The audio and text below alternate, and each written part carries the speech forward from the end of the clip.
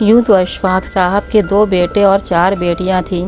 اشفاق صاحب جو رائے گڑھ کے ایک چھوٹے سے گاؤں بیہٹا میں رہتے تھے۔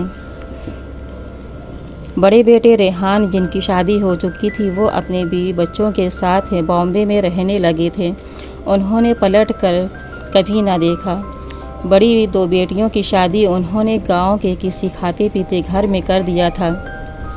چھوٹا بیٹا ان کے ساتھ کھیتوں میں کام کرتا، ان کا ہاتھ بٹاتا۔ وہ ابھی 10 سال کا تھا کہ ان کی بیگم ایک حادثے کا شکار ہو گئیں۔ یہ سن کر سبھی رشتہ دار اور آس پاس کے سبھی ملنے آئے۔ پھپھو شافیہ بھی آئیں۔ انہوں نے ابا کو تسلی دی اور رابعہ اور رشیدہ میں سے ایک کو ساتھ لے جانے کے لیے کہا۔ رابعہ آپا گھر کی ذمہ داری اٹھائی ہوئی تھیں، کھانا پکانا، کپڑے صاف کرنا، صاف صفائی کے علاوہ سبھی کاموں میں خیال رکھتی ہوتا۔ رشدہ ابھی 13-14 سال کی تھی۔ چھوٹی ہونے کی وجہ سے ابھی اس پر ذمہ داری نہیں تھی۔ تبھی ابا نے انہیں پھپھو کے ساتھ بھیجنے کے لیے تیار ہو گئیں۔ انہوں نے رشدہ کو اجازت دے دی۔ رشدہ ایک سیدھی سادی سانولی رنگت والی ایک عام سی لڑکی تھی۔ اس کے بال بے حد خوبصورت تھے، کالے گھنے لمبے۔ گاؤں کے ایک پرائمری اسکول میں وہ 5ویں درجے تک پڑھی تھی۔ شافیہ پھپھو رشدہ کو اپنے ساتھ لے کر اپنے شہر بنارس آ گئیں، جہاں ان کا حویلی نما مکان تھا۔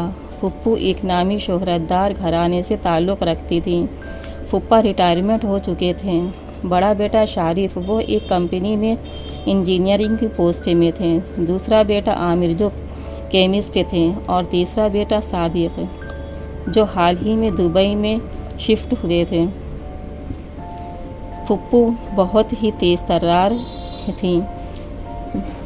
ہر وقت ذرا ذرا سی کمی میں ملازموں کو اور بہوؤں کو ناراض ہوا کرتی تھیں، جس کی وجہ سے ملازم کچھ ہی دنوں میں بھاگ جاتے تھے۔ آج تو انہوں نے حد ہی کر دی۔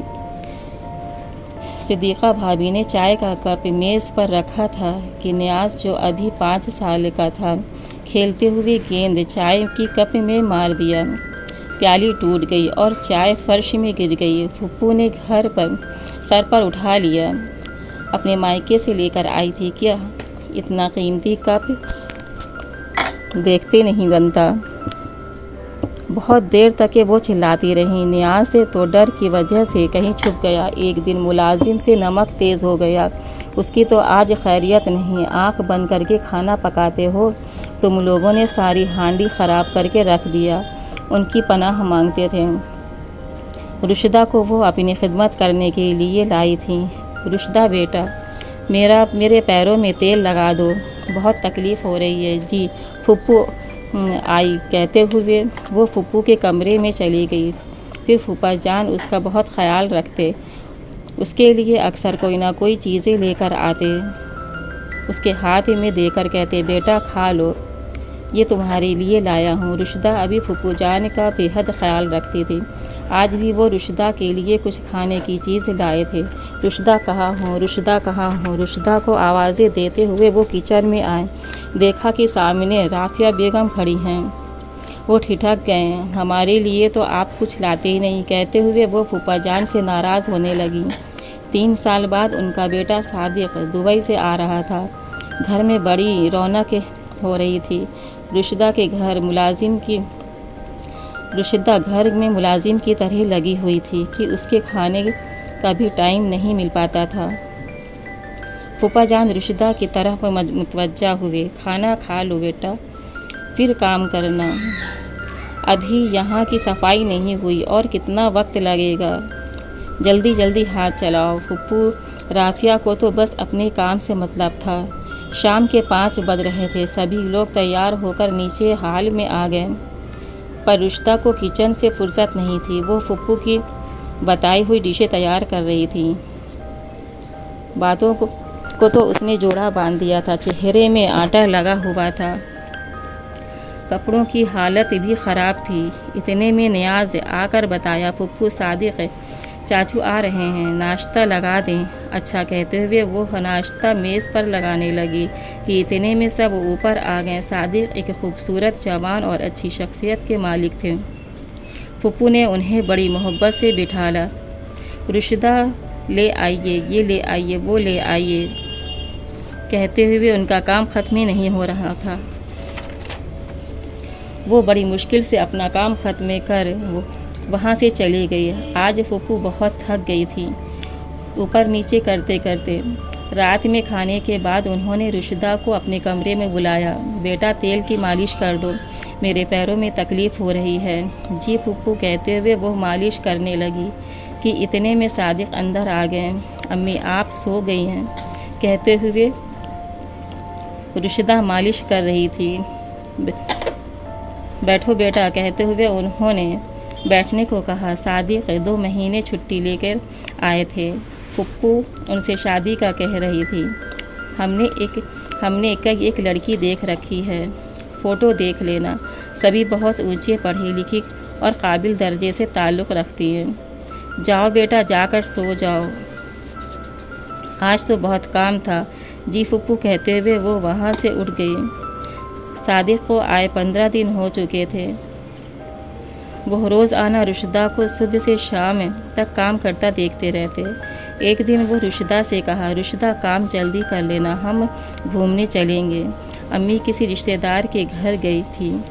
دونوں بھابھیاں اپنے اپنے کمرے میں سونے چلی گئی۔ ابو سے پوچھ وہ رشدہ کو لے کر اپنی کار سے گھومنے نکل گئے۔ چلو آج ہم تمہیں شہر دکھانے چلیں کہتے ہوئے کار میں انہوں نے اسے بیٹھا لیا۔ آج اس نے باہر کی دنیا میں قدم رکھا تھا۔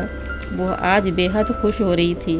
پھر وہ اسے ایک ہوٹل میں کچھ کھلانے کے لیے لے گئے اور شام کے پہلے دونوں گھر میں تھے۔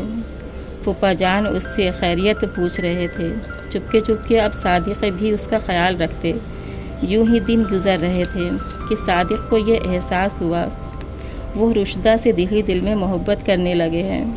پھر اکثر وہ رشدہ کو ابو سے پوچھ چپکے سے باہر لے جاتا، پر کہیں سے پھپھو کو یہ بات پتہ چل گئی۔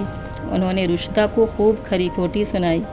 اس دن رات میں جب صادق رشدہ سے اس کی خیریت پوچھنے آئے تو دیکھا آنکھیں اس کی بالکل لال تھی اور سوجی ہوئی تھی۔ کیا ہوا رشدہ، تمہاری آنکھیں اتنی سوجی کیوں ہیں؟ کچھ نہیں بس ایسے ہی۔ اس کے لاکھ پوچھنے پر بھی اس نے بتانا مناسب نہ سمجھا۔ اس نے ابو سے پوچھا تو ابو نے اسے سب سچ بتا دیا۔ پھپھو کے اصرار کرنے پر بھی وہ کسی فوٹو کا انتخاب نہیں کر پا رہے تھے۔ اب تو اس نے امی سے بھی کہہ دیا تھا کہ وہ رشدہ کو پسند کرتا ہے اور اسی سے شادی کرنا چاہتا ہے۔ پھپھو بہت پریشان تھی، انہیں کچھ سمجھ میں نہیں آ رہا تھا، حالانکہ ابو بہت خوش تھے۔ آج صبح سے ہی پھپھو کی طبیعت کچھ ناساز تھی۔ رات میں انہیں جلد ہی نیند آ گئی۔ آدھی رات کو ان کی آنکھ کھلی۔ انہیں رشدہ شدید بھوک اور پیاس لگ رہی تھی۔ باہر آ کے دیکھا سبھی لوگ اپنے اپنے کمرے میں سوئے ہوئے تھے۔ قدم تھے کہ آگے بڑھ نہیں رہے تھے۔ تھرتھراتی آواز انہیں لگ رہی تھی۔ آواز دے کر ان کی آواز نہ آئی، آواز کسی کے گرنے کی تھی۔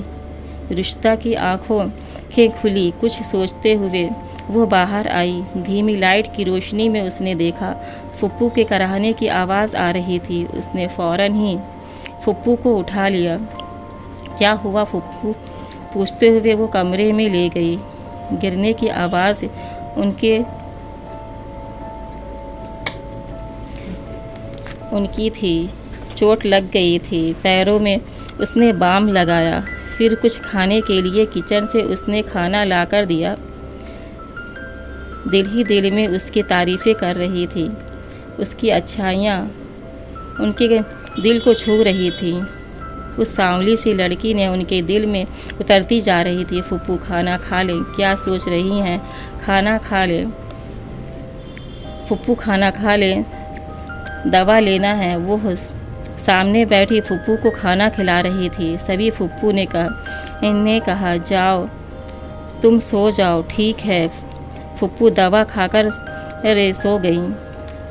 دوپہر کا ٹائم تھا، سبھی اپنے اپنے کمروں میں آرام سے لیٹ گئے۔ پھپھو ابھی سوچ ہی رہی تھی، آج پھر شادی کے رشدہ، ہم آپ سے محبت کرتے ہیں، آپ ہماری بات نہیں مانیں گی؟ رشدہ کو مجبوراً ان کی بات ماننی پڑی۔ پھپھو نے بھی سمجھا بجھا کر اسے بھیج دیا، بس ٹائم پہ آ جانا۔ آج صادق اسے ایک بڑے سے شالیمار پارک گھمانے لے گئے، جہاں انہیں زیادہ ٹائم لگ گیا تھا۔ پھر وہ واپسی میں ناریل پانی اور چاٹ کھانے میں ٹائم لگا دیا۔ گھر آئے تو پھپھو اپنے کمرے سے نکل رہی تھیں۔ پہلی بار انہوں نے کچھ نہیں کہا۔ ان کے چہرے میں ایک مسکراہٹ تھی جو خوشی ظاہر کر رہی تھی۔ رشدہ اور صادق دونوں ہمارے کمرے میں آئیے۔ پھوپھا پہلے سے ہی کمرے میں موجود تھے۔ بیٹا صادق، ہم نے آپ دونوں کے بارے میں بہت سوچا اور آخرکار فیصلہ کیا کہ آپ لوگوں کا رشتہ ہو جانا چاہیے۔ رشدہ، آپ کے پاس ابھی 3 دن ہیں، آپ اچھے سے سوچ سمجھ کر فیصلہ کریں۔ ہم نے بھائی جان کو گاؤں فون کر کے بلا لیا ہے، پرسوں سگائی اور 1 ہفتے بعد شادی ہوگی، سوچ سمجھ کر جواب دیں۔ رشدہ کو سمجھ میں نہیں آ رہا تھا کہ کیا کہیں۔ دونوں بھابیاں رشدہ سے جواب طلب کر رہی تھیں اور وہ اپنی نظریں نیچے کر لیتی۔ چاندنی رات تھی۔ رشدہ کچن میں کھانا پکا رہی تھی کہ بھابی نے آ کر کہا، رشدہ ہم کھانا دیکھ رہے ہیں، تم آؤ چھت سے کپڑے لے آؤ۔ رشدہ اوپر چھت میں کپڑے لینے کے لیے چلی گئی کہ دیکھا کہ ایک طرف صادق گجرا لیے کھڑے ہیں، اس کا انتظار کر رہے ہیں۔ صادق نے پاس آ کر کہا، رشدہ کیا تم کچھ کہنا چاہو گی؟ آپ پڑھے لکھے ہیں، خوبصورت ہیں، پھر آپ نے ہمیں کیوں پسند کیا؟ صادق نے جواب دیا، رشدہ خوبصورتی تو آپ کے پاس ہے۔ کس نے کہا آپ خوبصورت نہیں ہیں؟